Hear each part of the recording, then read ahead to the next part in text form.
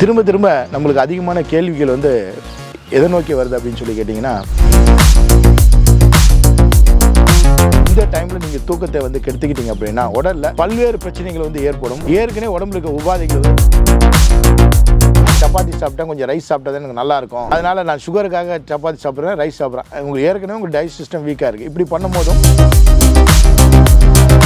ஒரு மணி நேரத்துக்கு ஒரு தடவை உங்கள் சீட்டை விட்டு எழுந்துருங்க, முகத்தை வந்து கழுவுங்க, கண்ணை மூடி வந்து துறங்க. அதிகமான பிரச்சனை யாருக்கு வருது அப்படின்னு கேட்டிங்கன்னா, பல பயனுள்ள தகவல்களை தந்துட்டு இருக்கிற நம்ம யோகம் யூடியூப் சேனலை நீங்க இன்னும் சப்ஸ்கிரைப் பண்ணாம இருக்கீங்கன்னா மறக்காம சப்ஸ்கிரைப் பண்ணி வச்சுக்கோங்க. சப்போஸ் சப்ஸ்கிரைப் பண்ணிட்டு பெல் பட்டனை கிளிக் பண்ணாம இருக்கீங்கன்னா பெல் பட்டனையும் கிளிக் பண்ணி வச்சுக்கோங்க. சப்ஸ்கிரைப் பண்ணிட்டு பெல் பட்டனை கிளிக் பண்ணிட்டு ஆல் அப்படின்ற பட்டனை கிளிக் பண்ணாம இருக்கீங்கன்னா அதையும் கிளிக் பண்ணி வச்சுக்கோங்க. நன்றி. வணக்கம் யோகா மீடியா நேயர்களே. நம்ம பல்வேறு பிரச்சனைகளை பற்றி நம்ம வந்து ஒரு பதிவில் பார்த்துக்கிட்டு வந்துட்டுருக்கோம். உடல் சார்ந்த பிரச்சனைகள் மற்றும் மனம் சார்ந்த பிரச்சனைகளும் பார்த்துக்கிட்டு வந்துட்டுருக்கோம். பல மூலிகைகளை பற்றியும் இந்த சேனலில் வந்து நம்ம டிஸ்கஸ் பண்ணியிருக்கோம். அதை வந்து எப்படி தேநீராக வந்து செஞ்சு சாப்பிட்லாம், இல்லை வேறு எந்த முறையில் அதை நம்ம பயன்படுத்தினா என்ன விதமான உடம்புல இருக்கக்கூடிய உபாதைகளுக்கு வந்து அது தீர்வளிக்கின்றதையும் பார்த்துட்டு வரோம். அந்த வரிசையில் திரும்ப திரும்ப நம்மளுக்கு அதிகமான கேள்விகள் வந்து எதை நோக்கி வருது அப்படின்னு சொல்லி கேட்டிங்கன்னா, ரெண்டு விதமான பிரச்சனை. ஒன்று இந்த டயபிட்டிஸ்ன்னு சொல்லக்கூடிய இந்த நீரிழிவு நோய், அடுத்து பிளட் ப்ரெஷர், ஹார்ட் பிளாக். இது வந்து ரிப்பீட்டடாக வந்துட்டுருக்கு. அதை தொடர்ந்து கிட்னி சம்மந்தமான நோய்களும் வந்து நம்மகிட்ட நிறைய கேட்டுக்கிட்டு வராங்க. முதல்ல இந்த டயபிட்டிஸ்னால தான் இந்த கிட்னியோ இல்லை லிவரோ இல்லை ஹார்ட் பிளாக்கோ வருதுன்றத மக்கள் வந்து அந்த கொஞ்சம் கிளாரிஃபை வந்து பண்ணிக்கணும். சில பேருக்கு வந்து இந்த கிட்னி பிரச்சனையோ இல்லை ஹார்ட் பிளாக்கோ இல்லை பிளட் ப்ரெஷரோ வந்து டயபிட்டிஸ் இல்லாதவங்களுக்கு வந்து வரது நம்ம பார்த்துருக்கோம். ஆனால் டயபிட்டிஸ் உள்ளவங்களுக்கு பல பேருக்கு வந்து இந்த heart complaint, kidney problem, urea creatine அதிகமாக வருது, கண்ணில் வந்து பிரச்சனை, டயபெட்டிக் ரெட்டினோபதின்னு சொல்லக்கூடிய கண்ணில் ஏற்படக்கூடிய பிரச்சனைகள், அதே மாதிரி கால்களில் வரக்கூடிய எரிச்சல், மதமதப்பு, ஏதோ ஊறுற மாதிரி இருக்குது, ஏதோ ஒன்று காலில் இருக்குது, என்ன நான் செப்பல் போட்டிருக்கேனா இல்லை காலுக்கு கீழே என்ன தட்டுப்படுது அப்படின்னு எதுவுமே எனக்கு தெரிய மாட்டேங்குது அப்படின்னு சொல்லி சொல்கிறாங்க. இது வந்து பெரிஃபரல் நியூரோபதின்னு சொல்லுவாங்க.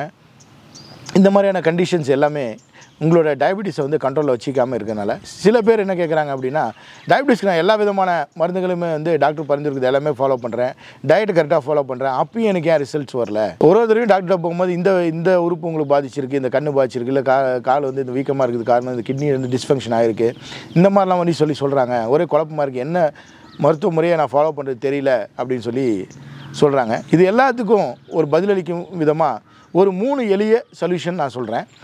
முதல்ல வந்து உங்களுக்கு 8 மணி நேரம் தூக்கம் வந்து இருக்கணும்.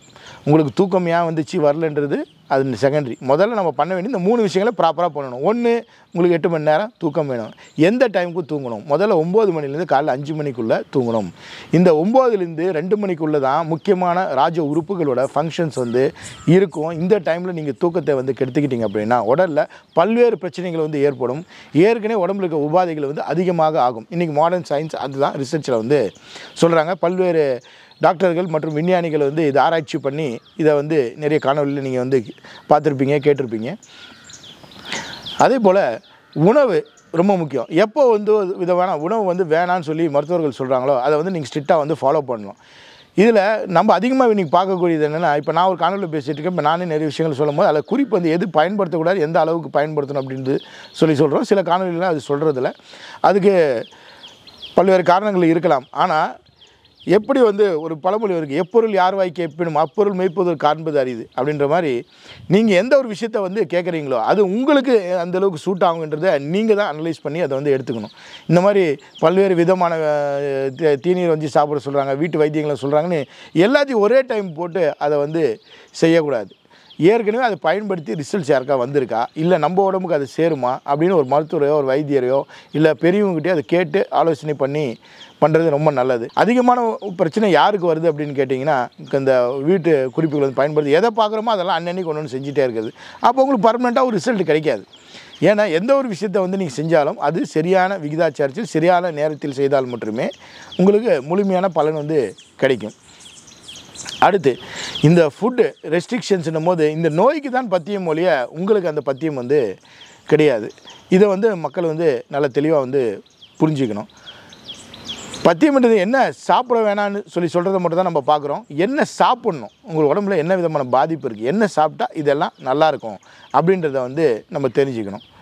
ஸோ இதெல்லாம் மருத்துவர் உங்களுக்கு வந்து சொல்லியிருப்பாங்க. நீங்கள் வந்து கண்டமேனிக்கு வந்து சில குறிப்புகளை வந்து ஃபாலோ பண்ணாமல் கரெக்டான ஒரு ஆலோசனைப்படி நீங்கள் பண்ணிட்டீங்கன்னா இந்த மாதிரியான பிரச்சனைகள் வந்து எதுவுமே அன்கண்ட்ரோலபுளாக இருக்குது. என்ன ட்ரீட்மெண்ட் பண்ணாலுன்றது இதுதான் முக்கியமான ரீசன். அடுத்து 3வது என்னன்னு சொல்லி பார்த்தீங்கன்னா லைஃப் ஸ்டைல் சேஞ்சஸ். இவங்க என்ன நிறைய பேர் நாங்கள் பார்க்குறோம், எல்லாம் எக்ஸ்கியூஸ், ஈஸி மெத்தட். இப்போ சொல்கிறாங்க, மருத்துவர்கள் சொல்கிறாங்க, இந்த மாதிரி உங்களுக்கு காலில் வந்து பிரச்சனை இருக்குது, ஒரு ஃபுட் பாத் வந்து யூஸ் பண்ணுங்கள், இல்லை இந்த மாதிரி ஒரு ஆயில் அப்ளிகேஷனு, ஒரு க்ரீம் வந்து அப்ளை பண்ணுங்கன்னு சொல்கிறாங்க. இல்லை கண்ணுக்கு வந்து இந்த மாதிரி ட்ரீட்மெண்ட் எடுத்துங்க, இந்த ட்ராப்ஸ் வந்து விட்டுவாங்கன்னா மக்கள் அதிகமாக இன்றைக்கி என்ன பண்ணுறாங்கன்னா டாக்டர்கிட்ட வந்து தர்க்கம் பண்ணுறாங்க, வைத்தியர்கிட்ட தர்க்கம் பண்ணுறாங்க, ஆர்கியூ பண்ணுறாங்க. சார் என்ன கண்ணு விடுறதுக்கு கண்ணுக்கு மருந்து விடுறதுக்குலாம் டைம் இல்லை, எனக்கு வந்து இந்த காலெலாம் பூசி விடுறதுக்கு ஆள் இல்லை. ஸோ இது எல்லாமே வந்து என்ன சொல்கிறோன்னா ஆங்கிலத்தில் சொல்லணும்னா லேம் எக்ஸ்கியூசஸ். ஏதோ 102 பேருக்கு அந்த மாதிரி இல்லாமல் இருக்கலாம். இன்றைக்கி மக்கள் என்னென்னா ரொம்ப சோம்பேறித்தனம் அதிகமாகிடுச்சு. ஸோ நீங்கள் ஒரு 100% ஒரு விஷயத்தை வந்து ஃபாலோ பண்ணி நினச்சிங்கன்னா தான் உங்களால் வந்து ஒரு அட்லீஸ்ட் ஒரு 60 to 70% நடைமுறையில் அது வந்து செய்ய முடியும். இது சில பேருக்கு வந்து மனசுக்கு வந்து வருத்தம் அளிக்கக்கூடியதாக இருக்கலாம், டைரெக்டாக தாக்கி பேசுதான்னு நினைக்கலாம். ஆனால் அந்த நோக்கத்தில் இந்த மாதிரியான ஒரு ராங் நோட்டேஷனில் நீங்கள் தயவுசெய்து எடுத்துக்க வேண்டாம். நம்ம அந்த நோக்கத்தில் வந்து நம்ம சொல்லலை. நடைமுறையில் என்ன இருக்கோ ப்ராக்டிக்கல் டிஃபிகல்ட்டி அதை வந்து நம்ம அப்படியே உங்களுக்கு நான் ஷேர் பண்ணிக்கிறேன். இவ்வளோ நாள் இந்த காணொலி மூலிமா அவங்களோட நிறைய பேரோட நல்ல நட்பாக வந்து நம்ம இருக்கிற காரணத்தினால கொஞ்சம் வெளிப்படையாக மனம் விட்டு பேச வேண்டிய காரணத்தினால நான் அப்படி பேசுகிறேன். ஸோ இந்த 3 விஷயங்களை வந்து பண்ணலாம். இப்போ நான் உங்களுக்கு எளிதில் சில டிப்ஸு சொல்லலாம். இது வந்து உங்களுக்கு இன்டர்னலாக எதுவும் எடுக்கிற மாதிரி இருக்காது, நீங்கள் வந்து எக்ஸ்டர்னலாகவே செஞ்சுக்கலாம். இதில் பெரிய பாதிப்பு வந்து இருக்காது. சில பேர் இப்போ நினைக்கலாம், என்னடா டிப்ஸு வந்து சொல்கிறத ஃபாலோ பண்ணுங்கன்னு சொல்கிறோம். நாங்கள் வந்து ஒரு 100 பேருக்கு 1000 பேருக்கு வந்து ட்ரீட்மெண்ட் பண்ணி அதில் யாருக்கெல்லாம் வந்து காமனாக 99% பிரச்சனை இல்லாத அந்த குறிப்பை தான் நான் உங்களுக்கு சொல்கிறேன். ஃபுட் பாத் அப்படின்னு சொல்லக்கூடியதை வந்து நீங்கள் சேர்க்கணும். ஒரு டப் எடுத்துங்க, வெதப்பான தண்ணி உங்கள் கால் சூடு தாங்குற அளவுக்கு வச்சுட்டு அதில் வந்து கல்லுப்பு அல்லது எப்சம் சால்ட்ன்றது உங்களுக்கு ஃபார்மசிலையும் கிடைக்கும், சில இந்த பியூட்டி பார்லர் ஐட்டம்ஸ் விற்கிற கடையில் கிடைக்கும். இதோட கெமிக்கல் நேம் வந்து மெக்னீஷியம் சல்ஃபேட். இதை வந்து நீங்கள் போட்டு கால் அதில் வச்சுட்டு வந்தீங்க அப்படின்னா உங்களுக்கு நல்ல சர்க்குலேஷன் வந்து இம்ப்ரூவ் ஆகும். அந்த மதமதுப்பு வந்து குறையும். பெரிஃபரல் நியூரோபதிக்கு இது வந்து ஒரு சப்போர்ட்டிவாக வந்து உங்களுக்கு வேலை செய்யும். அதுக்கடுத்து எந்த ஒரு வீட்டு வைத்திய குறிப்பு சொன்னாங்களோ 1 வாரம் 10 நாள் அதை வந்து ஃபாலோ பண்ணுங்கள். உங்களுக்கு அது சரி வரல அப்படின்னா நீங்கள் ஸ்டாப் பண்ணிவிட்டு அடுத்து என்ன பண்ணுறது உங்கள் மருத்துவரையோ இல்லை வைத்தியரையோ வந்து டிஸ்கஸ் பண்ணுறது ரொம்ப நல்லது. அதுக்கடுத்து இந்த கண்ணில் வரக்கூடிய பிரச்சனைகளுக்கு வந்து அதிக நேரம் இப்போ வந்து நம்ம எலக்ட்ரானிக் கேஜெட்ஸ் வந்து யூஸ் பண்ணுறோம். இன்பிட்வீன் த ஹவர்ஸ் வந்து பிரேக் எடுத்துக்கணும்னு சொல்கிறாங்க. ஸோ அந்த மாதிரி நீங்கள் தொடர்ந்து 1 மணி நேரம் ஒரே இடத்துல உட்காந்து வேலை செய்வரா இருந்தால், இல்லை மொபைலோ இல்லை லேப்டாப் வந்து யூஸ் பண்ண ஸ்டூடெண்ட்ஸ் நீங்கள் வந்து கிளாஸஸே வந்து பார்த்திங்களா ஆன்லைனில் மொபைல் அது மாதிரி இருக்கிறாங்க. ஒரு 40 மினிட்ஸ் அதாவது 1 மணி நேரத்துக்கு ஒரு தடவை உங்கள் சீட்டை விட்டு எழுந்துருங்க, முகத்தை வந்து கழுவுங்க, கண்ணை மூடி வந்து துறங்க, கிளாக் வைஸ் ஆன்டி கிளாக் வைஸும் கண்ணை மூடிட்டே ரொட்டேட் பண்ணுங்கள், கண்ணை வந்து இறுகி மூடிட்டு மறுபடியும் ஓப்பன் பண்ணுங்கள். மாதிரி 5 முறை செய்யுங்க. அந்த பாடிக்கு வந்து மூவ்மெண்ட் கொடுக்கும்போது நல்லா சர்க்குலேஷன் வந்து இம்ப்ரூவ் ஆகும். சர்க்குலேஷன் வந்து நல்லா இருக்கும்போது உங்களுக்கு இந்த மாதிரியான சிறு உபாதைகள் வந்து வராது, கண் ட்ரைனஸ் வந்து வராது. ஐ வாஷ் கப்புன்னு சொல்லிட்டு உங்களுக்கு கடைகளில் வந்து கிடைக்கும். இந்த ஐ வாஷ் கப்பு வந்து நீங்கள் அதில் நல்ல கிளியரான வாட்டர் வந்து யூஸ் பண்ணி கண்ணுக்கு நேராக வச்சு கண்ணை வந்து ஓப்பன் பண்ணி க்ளோஸ் பண்ணிங்க அப்படின்னா இது வந்து உங்களுக்கு நல்ல அந்த ட்ரைனஸ் வந்து கிளியர் பண்ணும். இந்த மேற்கொண்டு இந்த ஐ ஸ்ட்ரெயினை வந்து ரிலீவ் பண்ணும். சில பேர் வந்து நைட்டை வந்து லைட் போட்டுகிட்டே வந்து தூங்குவாங்க. நல்ல இருட்டில் தூங்கினா மட்டும்தான் மெலட்டின் செக்ரேஷன் வந்து நல்லாயிருக்கும். உங்களுக்கு வந்து ராஜ உறுப்புகளுக்கு வந்து நல்ல ரெஸ்ட் கிடைக்கும், நல்ல இயக்கங்களை வந்து கொண்டு வரும். அடுத்து வந்து பார்த்திங்கன்னா கான்ஸ்டிபேஷன், மலச்சிக்கல் வந்து அதிகமாக காணப்படுது. இதுக்கு எளிய முறை என்னென்னு கேட்டிங்கன்னா, எப்போ நீங்கள் சாப்பிட்டாலும் நார்ச்சத்து நீர்ச்சத்தில் ஒரேங்களை ஈக்குவல் போர்ஷன் எடுக்கணும். ரொம்ப எளிதில் புரியுற மாதிரி சொல்லணும்னா, 1 கரண்டி சாதம் சாப்பிட்றோம்னா 1 கரண்டி வந்து காய்கறிகள் வந்து கண்டிப்பாக இருக்கணும். நீங்கள் நேரத்தில் சாப்பிட்ணும்.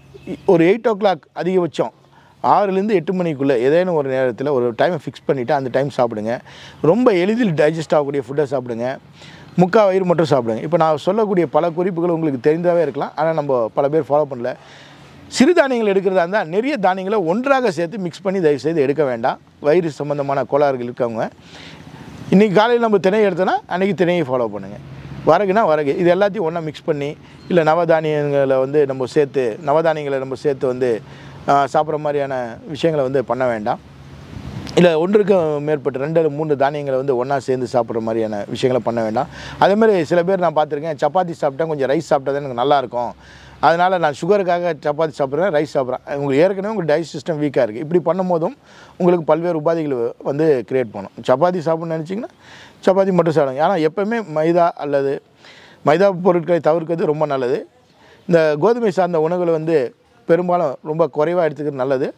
அந்த சப்பாத்தி மாதிரி எடுக்கும்போது நிறைய ஃபைபர் மற்றும் நார்ச்சத்து உள்ள காய்கறிகள் இல்லாமல் சாப்பிடக்கூடாது. அந்த மாதிரி நீங்கள் காய்கறிகளோடு சேர்த்து சாப்பிடும்போது உங்களுக்கு மலம் வந்து கட்டாது, டைஜஷனும் கொஞ்சம் நல்லாயிருக்கும், மோஷனும் வந்து ஃப்ரீயாக வந்து வெளியேறும்.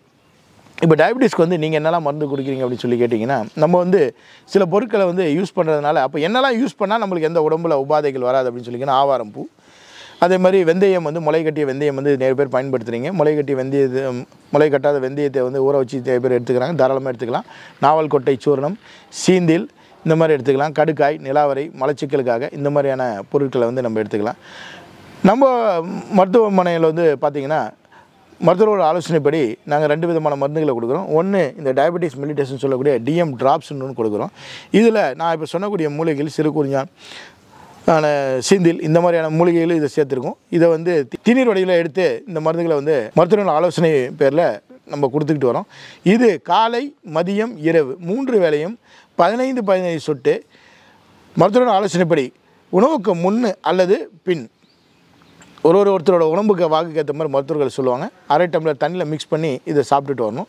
அதோடு சேர்த்து எப்போதுமே 2 வேளை காலை அல்லது மாலை இந்த மதுமேக சூர்ணம்னு இதை நம்ம சொல்லுவோம். இது வந்து ஒரு டீஸ்பூன் காலை மாலை உணவுக்கு பின்பு அரை மணி நேரம் கழித்து இதை தொடர்ந்து சாப்பிட்டுட்டு வந்தீங்க அப்படின்னா உங்களோட டயபெட்டிஸ் வந்து நல்ல கட்டுக்குள்ளே வரும். ஃபாஸ்டிங் பிளட் சுகர் மற்றும் உங்களோட போஸ்ட் ப்ரெஷர் ரெண்டுமே பேலன்ஸ் ஆகும். குறிப்பாக வந்து உங்களோட கணையத்தை நல்ல இயக்கத்தை கொண்டு வந்து இன்சுலின் ரெசிஸ்டன்ஸை வந்து சரி செய்து HbA1cன்னு சொல்லக்கூடிய இந்த ஆவரேஜ் குளுக்கோஸ் வேல்யூ வந்து உங்களுக்கு வந்து படிப்படியாக வந்து நல்லாவே குறைஞ்சிட்டு வரும்.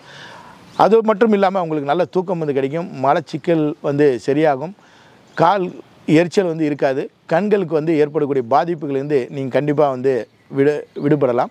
இந்த மருந்துகளை எடுத்துக்கிட்டு எப்படி வந்து பேஷண்ட்டுக்கு வந்து பிளட் சுகர் லெவலை வந்து கண்ட்ரோல் கொண்டு வாங்க, லைஃப் ஸ்டைல் மாடிஃபிகேஷன்ஸ் எப்படி பண்ணாங்க எல்லாமே இப்போ நான் சொன்னது போல் அந்த பேஷண்ட் செஞ்சுருக்காங்க. அவங்களுக்கு என்ன ரிசல்ட் வந்திருக்கு அப்படின்றது பிஃபோர் ஆஃப்டர் ரிப்போர்ட்டு ரெண்டுமே இப்போ நீங்கள் பார்க்கலாம்.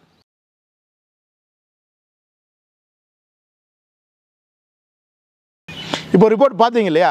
ஸோ இந்த 3 விஷயங்களை அவங்க கரெக்டாக வந்து ஃபாலோ பண்ணாங்க. அவங்களுக்கு என்ன உபாதைகள் இருந்துச்சோ அதுக்கு தகுந்த மாதிரி என்ன விஷயங்களை வந்து அவங்க செய்யணும், லைஃப் ஸ்டைல் மாடிஃபிகேஷன், ஃபுட்டில் என்ன சேஞ்சஸ் பண்ணணும், நாங்கள் டயட் சார்ட் கொடுப்போம். நம்ம மருத்துவர் வந்து நல்லா எக்ஸ்பிளைன் பண்ணுவாங்க அவங்களுக்கு.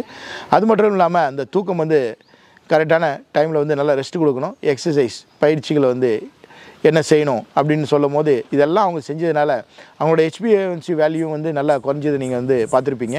அவங்களோட போஸ்ட் ப்ரெடால் சொல்லக்கூடிய பிளட் சுகர் லெவலும் வந்து எந்தளவுக்கு கண்ட்ரோலில் வந்து இருந்திருக்கு அப்படின்றத நீங்கள் இப்போ இந்த ரிப்போர்ட்டில் பார்த்துருப்பீங்க. யாரெல்லாம் சுகர்னால் பாதிக்கப்பட்டிருக்கீங்களோ அவங்களும் இந்த வந்து ட்ராப்ஸு மற்றும் இந்த மதுமேக சூர்ணத்தை வந்து எடுத்துக்கிட்டு நல்ல பிளட் சுகரை வந்து கண்ட்ரோல் பண்ணி அதுலேருந்து குணப்படுத்திக்கிட்டு டயபெட்டிஸை வந்து ரிவர்ஸ் பண்ணிவிட்டு நல்ல வளமாய் வாழ வாழ்த்துகிறேன். நன்றி, வணக்கம்.